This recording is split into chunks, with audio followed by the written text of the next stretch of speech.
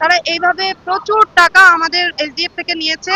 সে পর্যন্ত আমরা সবাই চুপ ছিলাম, কিন্তু বর্তমানে আমরা চুপ থাকতে পারছি না। এই দুই চোর এবং এই দুর্নীতিবাজদের বিরুদ্ধে রুখে দাঁড়াতে এবং তাদেরকে পদত্যাগের মাধ্যমে এই প্রতিষ্ঠানটাকে একটা সুন্দর পর্যায়ে নিয়ে যেতে। আজকের এই মানববন্ধনের মূল উদ্দেশ্য হচ্ছে আমাদের যে প্রতিষ্ঠান সোশ্যাল ডেভেলপমেন্ট ফাউন্ডেশন, এটা অর্থ মন্ত্রণালয়ের একটা স্বায়ত্তশাসিত প্রতিষ্ঠান। এই প্রতিষ্ঠানের যিনি চেয়ারম্যান এমডি আছে তাদের পদত্যাগ, তাদের সীমাহীন দুর্নীতি এবং তাদের ফ্যাসিবাদমূলক কার্যক্রমের জন্য আমাদের বর্তমান প্রতিষ্ঠানটা ধ্বংসের মুখে একেবারে শেষের দিকে, যার জন্য আমরা আজকে ৩,০০০ মানুষ এখানে একত্রিত হয়েছি তাদের পদত্যাগের দাবিতে।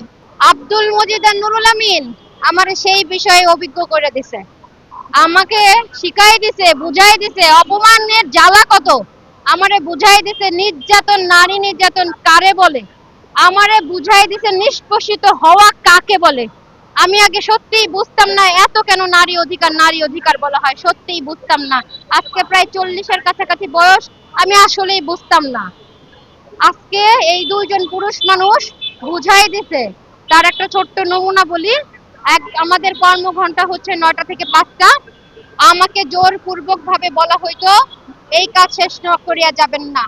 আমি একজন চিকিৎসক হিসেবে ভাই, আমি ইমার্জেন্সি ডিল করেছি, আমি সিজারিয়ান অপারেশন করেছি, আমি জানি রোগী রেখে মুভ করতে হয় না। আমি কখনো রোগী রেখে ছাড়লে গেলে আমি কি 15 বছর সার্ভিস দিতে পারতাম জনগণকে? আমি কখনো 20টা রোগী থাকলে আমি দুপুরের ভাত খাই নাই। আমার রোগী রাইখা কোনোদিন আমি রাতে ঘুমাই নাই।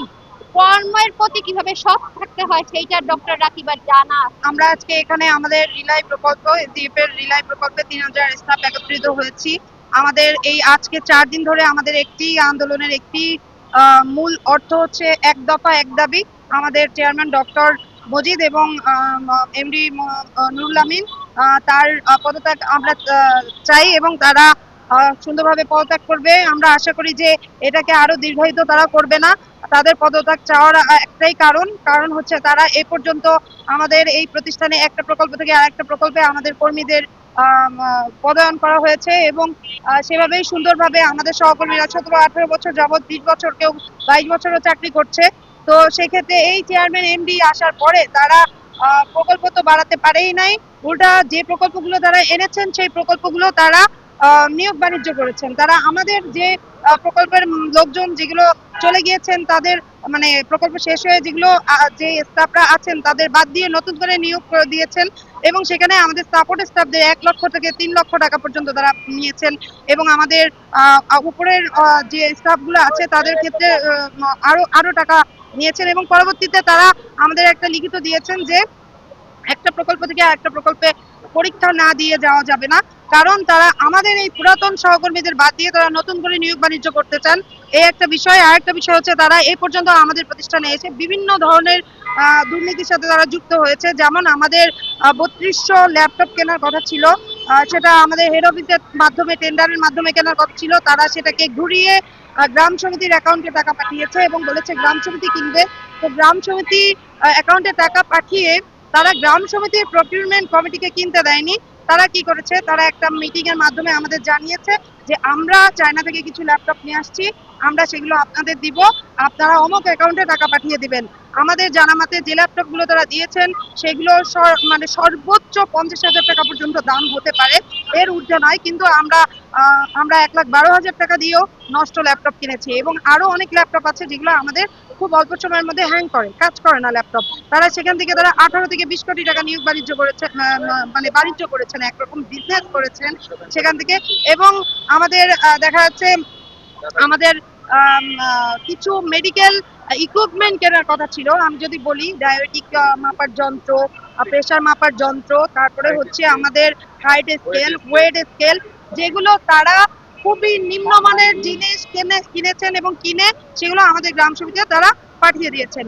আবার আমি যদি বলি যে আমাদের আমরা কিছু বীজ, কিছু সাবান আমাদের বেনিফিশিয়ারিদের দিয়েছি, তারা কি করেছে, সেই সাবান বীজটাও তারা কিনেছেন এবং গ্রাম সমিতিতে পাঠিয়ে দিয়েছেন, যেগুলো আমাদের আসলে করার কথা ছিল, আমাদের রিজন ভিত্তিক, অঞ্চল ভিত্তিক বা জেলা ভিত্তিক আমাদের গ্রাম সমিতিদের করার কথা ছিল, সেগুলো তারা করেনি। তারা এইভাবে প্রচুর টাকা আমাদের এসডিএফ থেকে নিয়েছে।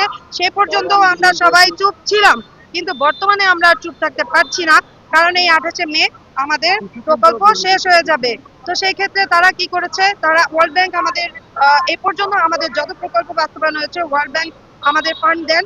তো ওয়ার্ল্ড ব্যাংক সুন্দরভাবে জানিয়ে দিয়েছেন এই এমডি চেয়ারম্যান থাকাকালীন তারা আর আমাদের কোনো প্রকল্প দিবেন না। তো এই কারণে তারা কি করছেন, তারা বলছেন ওয়ার্ল্ড ব্যাংকের আমাদের দরকার নাই, আমরা এডিবির সাথে কথা বলছি, আমরা গভর্নমেন্টের সাথে কথা বলছি, আমরা প্রজেক্ট আনবো, কিন্তু সেই প্রকল্পতে আমাদের রাখবেন না, তারা রাখবেন হচ্ছে তারা মানে তাদের সার্কেলের কিছু মানুষ ঢুকাবেন এবং এটাতে তারা এসেই শুধু একটা কথাই বলেন, এত স্যালারি কেন, গ্র্যাচুইটি কেন পাবে। আমাদের দাবি দাবাগুলো বলতে হচ্ছে আমরা তো আসছি, আপনারা নিশ্চয়ই ব্যানার দেখে বুঝতে পারছেন যে আমরা হচ্ছে সকলে এসডিএফ এ চাকরি করি। সোশ্যাল ডেভেলপমেন্ট ফাউন্ডেশন এসডিএফ হচ্ছে বাংলাদেশ সরকার অর্থ মন্ত্রণালয়ের একটা স্বায়ত্তশাসিত প্রতিষ্ঠান। এই প্রতিষ্ঠানে আমরা হচ্ছে 2000 সালে প্রতিষ্ঠিত এবং 2001 সাল থেকে কার্যক্রম শুরু করে এই 26 বছর ধরে একের পর এক প্রজেক্ট পাচ্ছে এবং সেখানে হচ্ছে পিছনের কর্মীরা পরবর্তী প্রজেক্টে যায়।